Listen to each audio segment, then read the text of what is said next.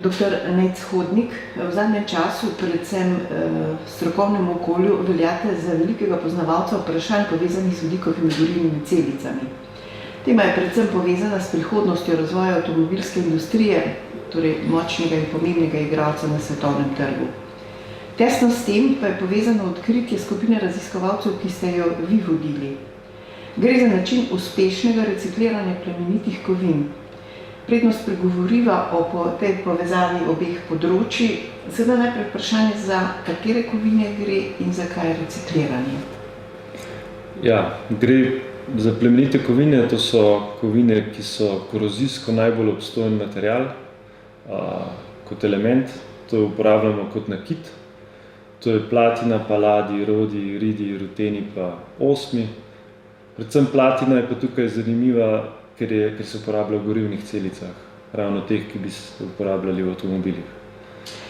Kolikšna pa je razširjenost teh plemenitih kovin v izdelkih, industrijskih izdelkih? In seveda, je sploh današnja industrija lahko shaja brez uporabe le-teh? Ja, približno neka razporeditev teh kovin po uporabi je za nakit tretjino v nekih kot katalizatorji, pa tretjino v drugih industrijskih produktih, ampak večina teh produktov je pa teh električnih naprav, torej razni televizorji, mobiteli, prenosni telefoni, vse, kar se uporablja z elektriko. In to zato, ker kontakti morajo biti dobro odporni na oksidacijo in to je pravzaprav, kaj pomeni plemenito. In vemo pa, da bo teh izdelkov vedno več, ker svet se digitalizira in elektrificira, tako da bo s tem tudi poraba po plemenitih kovinah sigurno ne bo padala. No, ko recimo tak predmet, ki ste jih omenili, mu poteče uporaba, ga odvržemo, ne? In gre v reciklažo, pravimo. Ne? Kakšen problem se pri tem pojavlja? Ja, problem je to, da če ne gre v reciklažo, problem s temi, kot jim rečemo, e-waste, elektronskimi odpadki, je to, da so sestavljeni iz veliko različnih strupenih snovi. In če se to odvrže v naravo, potem se to izloča v zemljo, podtalnico, v rastline in to posledično pride nazaj v naše telo. Kot svinc, krom. In kar je pa, ne vem, če se veliko ljudi zaveda, je pa to, da se približno 75% teh odpadkov elektronskih ne vemo, kam zgine.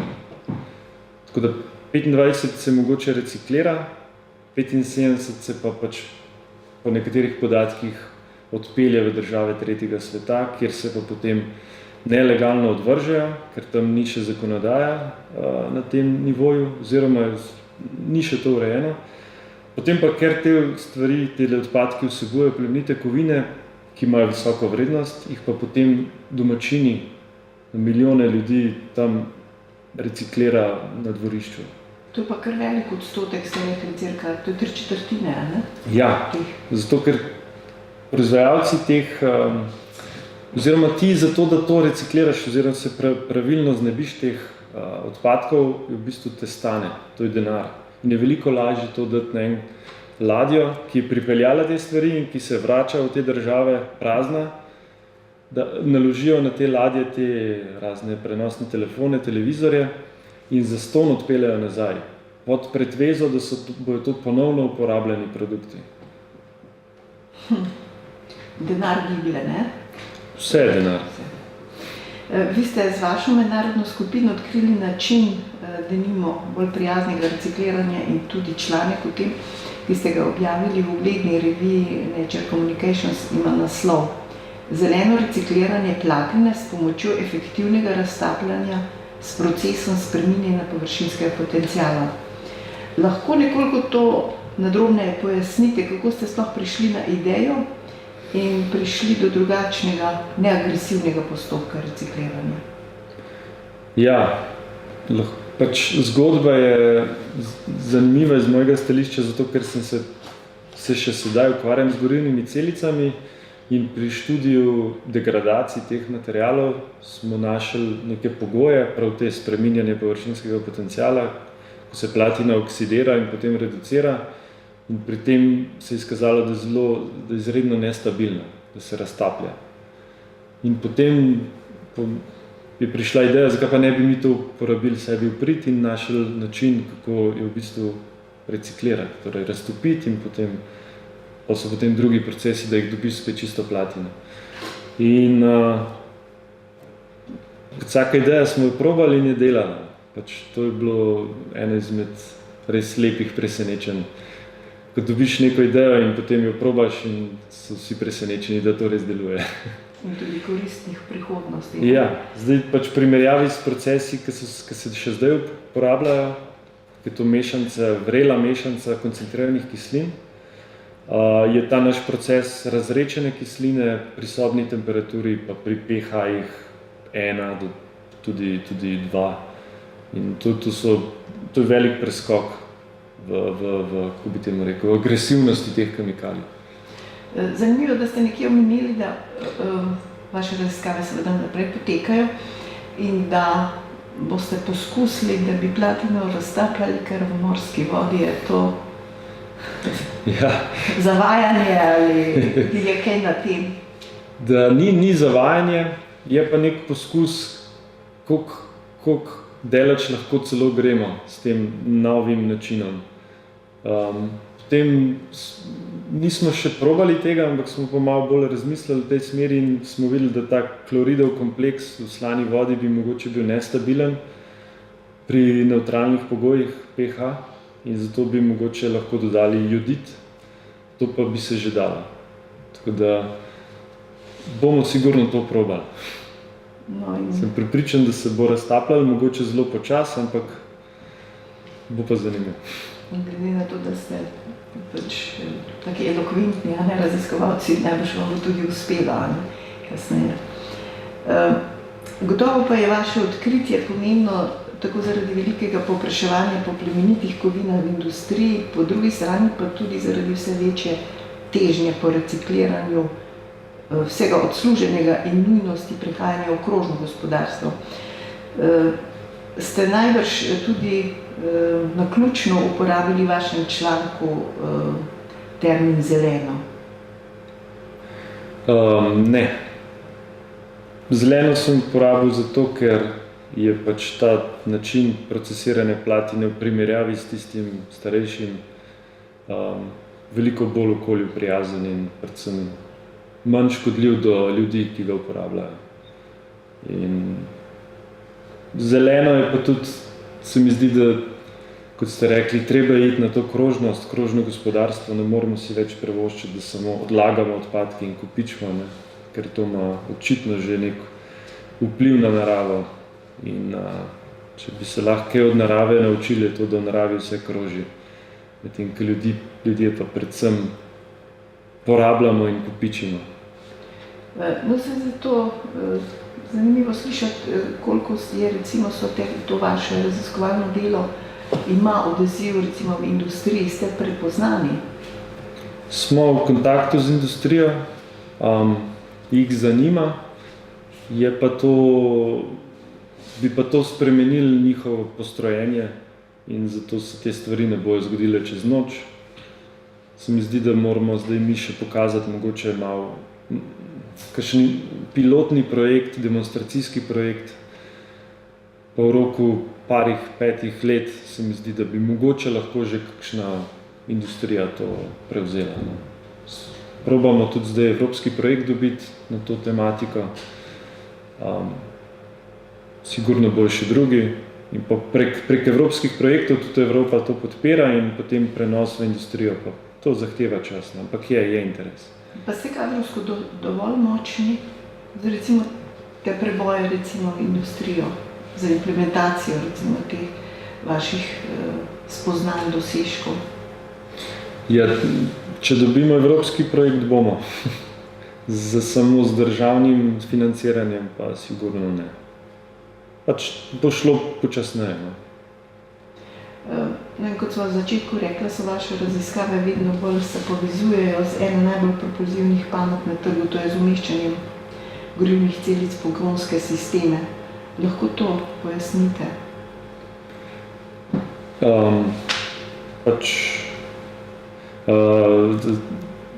Trend, ki se dogaja v zadnjih, ko bi rekel, parih letih, vedno močneje, je to, da se proba zamenjati fosilna goriva, zato da se znebimo izpusta ogljičnega odtisa, torej kopičenje CO2 v zračju.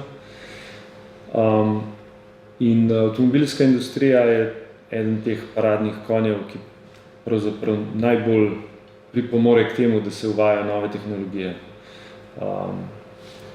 Zato se tudi tukaj proba, tako kot cela industrija, je nek trend elektrifikacije in pač v avtomobilski industriji se to bo zgodilo prvo.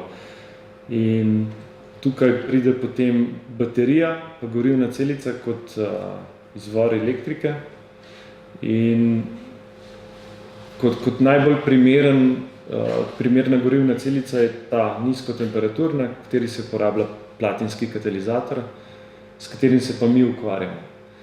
Zdaj, je že komercializirana, Toyota že prodaja svojo Mirai, avto na gorivno celico, ni pa še razširjena,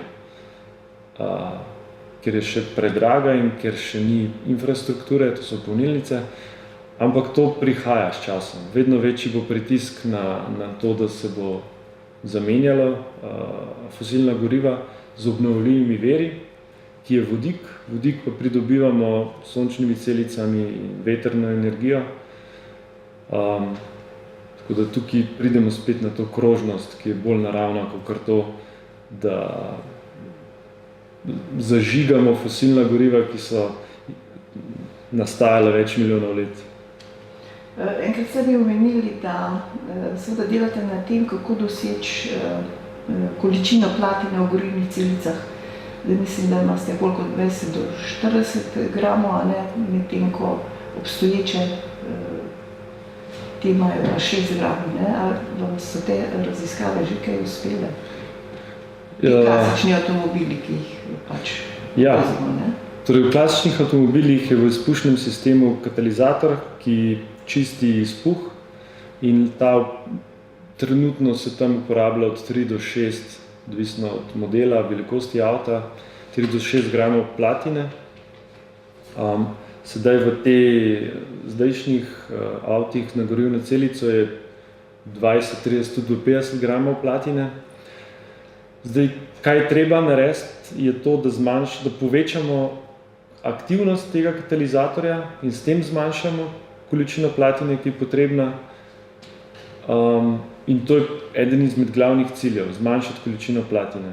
In torej mi izdelujemo nove katalizatorje, ki so bolj aktivni, po drugi strani lahko pa tudi izboljšamo katalitski film v gorivni celici. In z obema načinoma se sigurno da že sedaj priti na teh 3 do 6 gramov platine, ki je že sedaj v avtomobilih, tako da argument, da gorivne celice ne moremo uporabljati v avtomobilih, ne stoji, kar se mene tiče, prav zato, ker jih že sedaj uporabljamo platina v teh količinah v avtih. Torej, če znižamo na to količino, bo tudi gorivne celice lahko komercializirane. Se pravi, mislim... Platina ne bi smela biti problem, to hočem reči. Ja, to ste seveda raziskovalci, ki samo iščete in seveda vam tudi uspeva, očitno.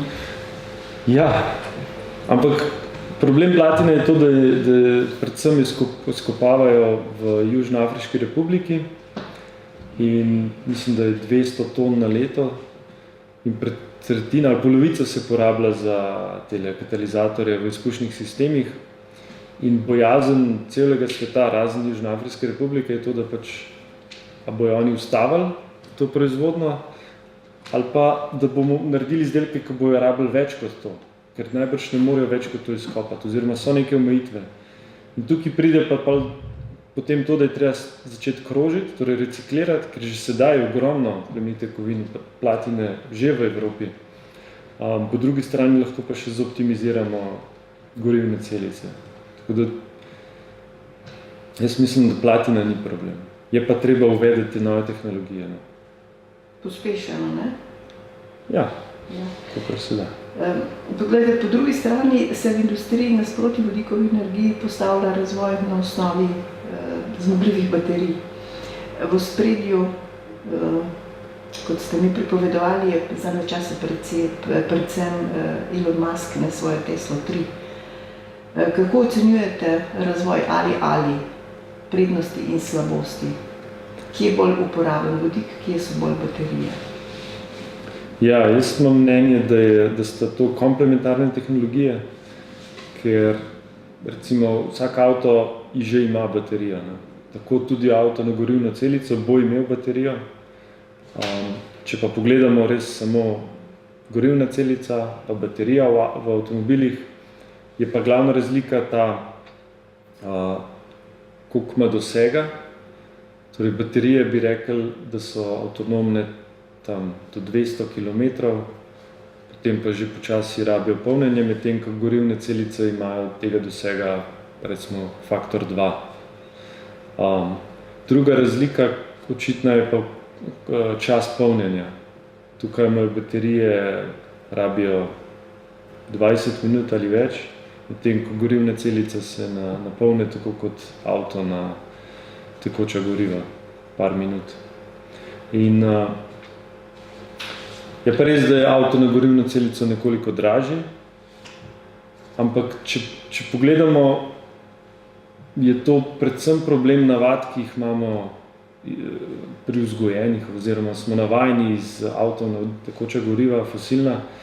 In če bomo ljudje sprejeli spremembo, torej nove avtomobile, torej pa tudi ta car sharing, oziroma sposojanje avtov, in če bomo imeli več avtov na izbiro, bomo rekli, če rabimo se po mestu voziti, vzajemo avto na baterijo, če pa rabimo medmestne razdalje, pa vzajemo avto na gorivno celico.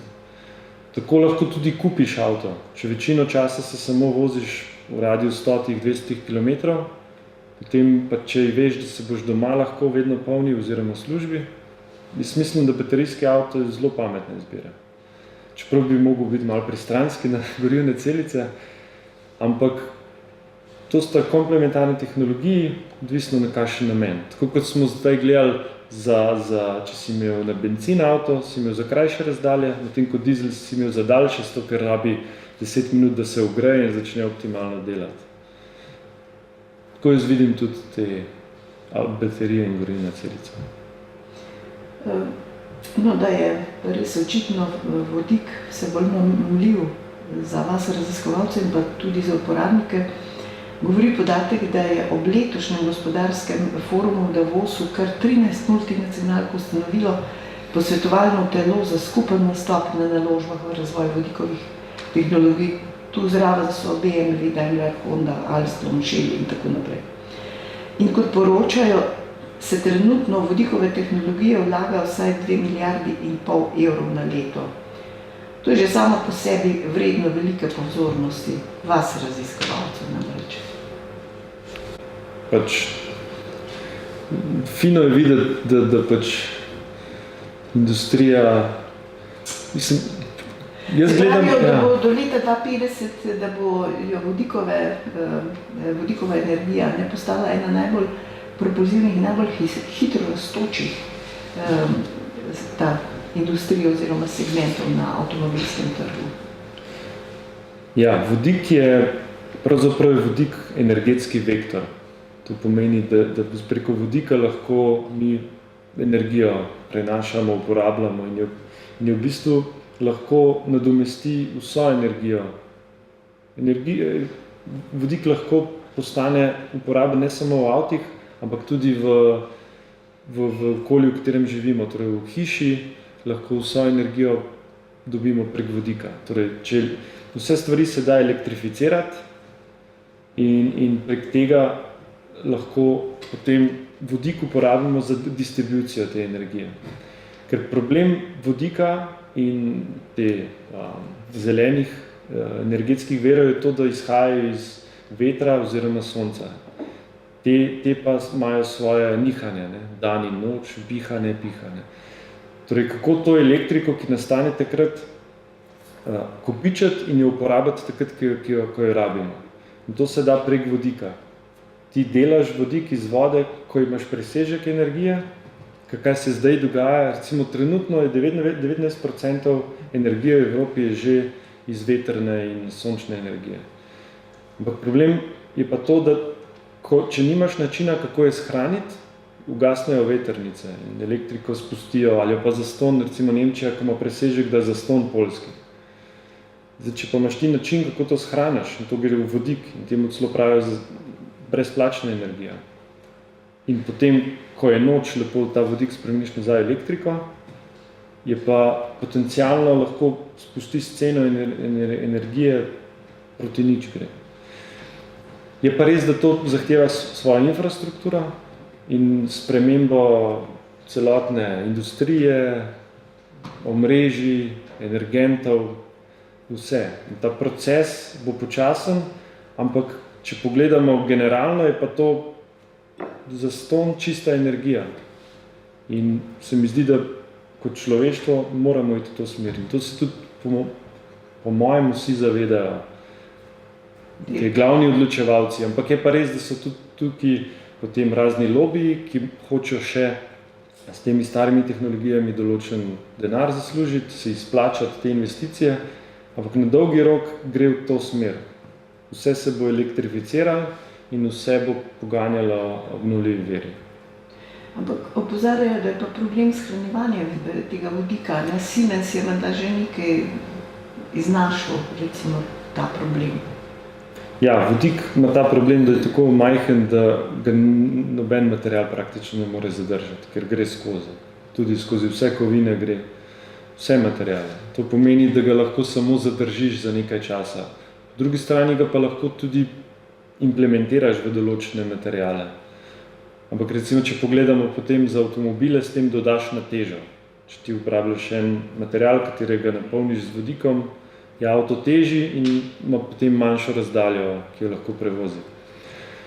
Ampak kot vse stvari v zgodovini znanosti, vedno smo našli znanstveniki nek način, kako se to stvar da rešiti, ta problem.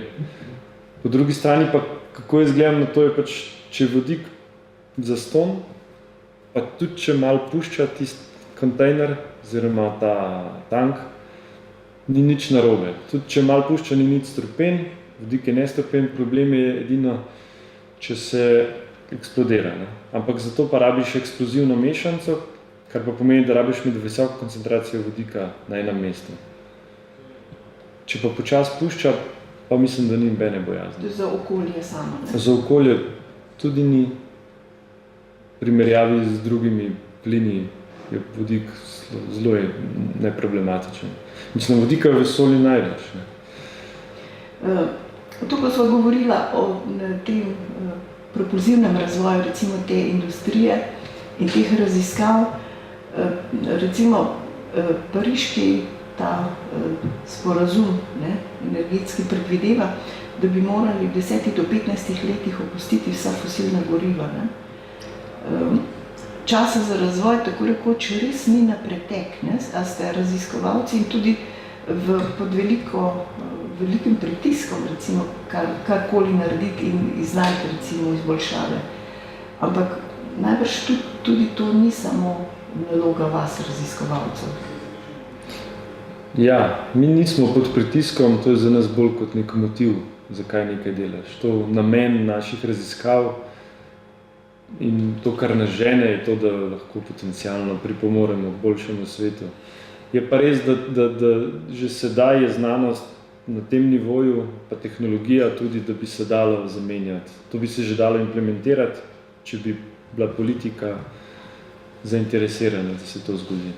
Ampak, kot sem že prej omenil, tukaj so razni lobiji in razne investicije, ki se morajo pač izpeljati in ne moramo iz danes na jutri prekiniti izdelave dizlov. To pomeni, da bi zelo veliko ljudi izgubili službe in zelo velike investicije bi rabili za naprej. Ampak gre pa to smer in Pariška konvencija je v bistvu samo en dober način, kako zaveščati ljudi, da pač je treba iti na obnovljive vire in na okolju prijazne tehnologije. Na Kemijskem inštitutu se posvečate predvsem baličnim raziskavam tega področja. Ste zelo prepoznavni tudi v svetovnem merilu.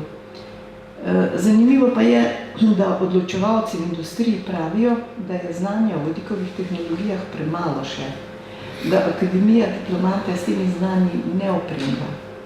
Evropa je zato namenila dodatna sredstva, da se kader s temi znanji posebej usposoben izobrazi in da se potem namešča v industrijo. Kako vi to komentirate? Ja, jaz lahko komentiram z vidika, kako sem jaz doživel svoje izobraževanje. Se mi zdi, da preden sem prišel na inštitut, nisem kaj dosti vedel o vodikovih tehnologijah. In mogoče je tudi to en problem našega izobraževalnega sistema, da pač ni tele izobraževalni kurikulumi pa programi, predmetniki niso tako v času, kot je v bistvu znanost recimo na inštitutih oziroma tudi na fakultetah. Tako da se učijo se stvari, ki so par desetletij stare. Sicer je to bazično znanje, ki je nujno, ampak mogoče bi pa tudi bilo dobro, če bi imeli neke predmetnike, ki so že nekateri predmeti. Saj ne pravim, da ni.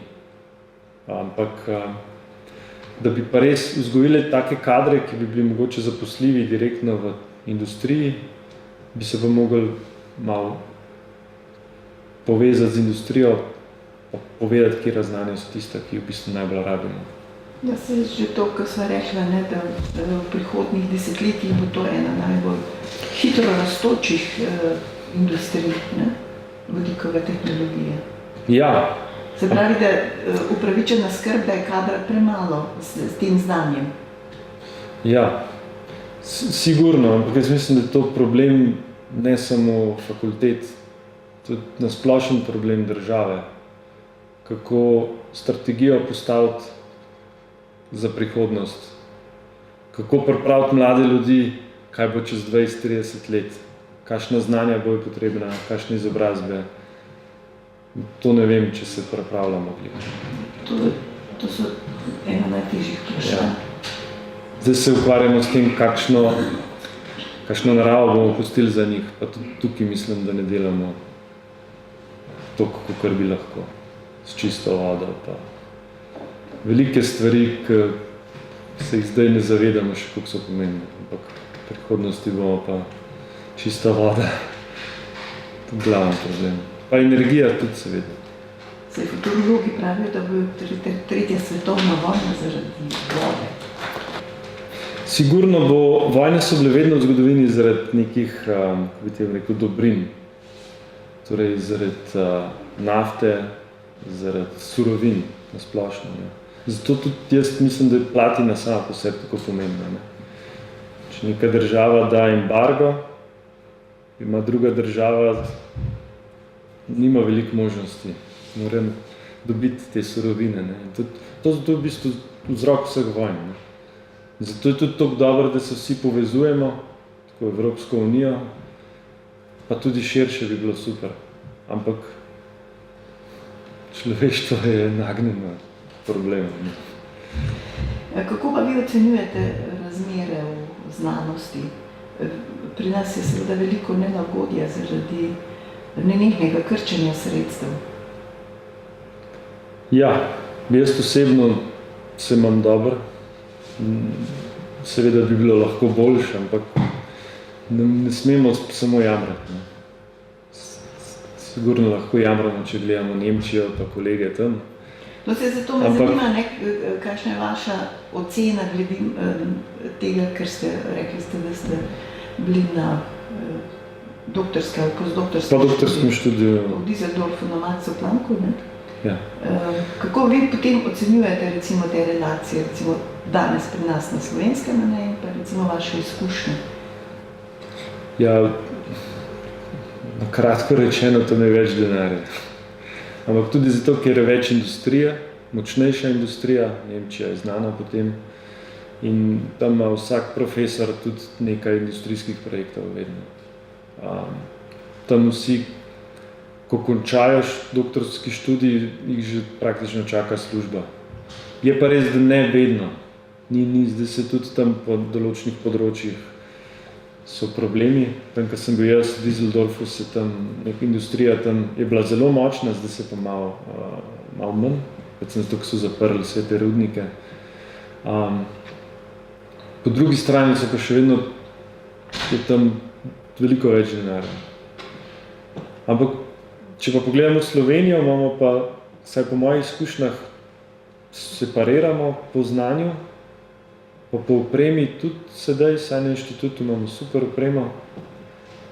Še vedno je tam, so neke stvari boljše, ampak oprema ne bi smela biti izgovor. Je pa res, da imamo manj denarja za te projekte. Tukaj pa je manj denarja. In zato smo zelo se obrnili na Evropo. Se mi zdi, da saj na našem odseku D13 se mi zdi, da zdaj več kot pol denarja dobimo iz Evrope. In kar je po eni strani dobro za državo, da pripeljemo drug denar noter, po drugi strani pa to velik stres za nas, ker praktično samo še projekte pišemo. In potem to trpi, v bistvu raziskave trpijo na ta račun. Tako da lahko bi bilo boljše, ni pa slabo. No. Saj jaz lahko rečem, ni slabo, še vedno je v redu.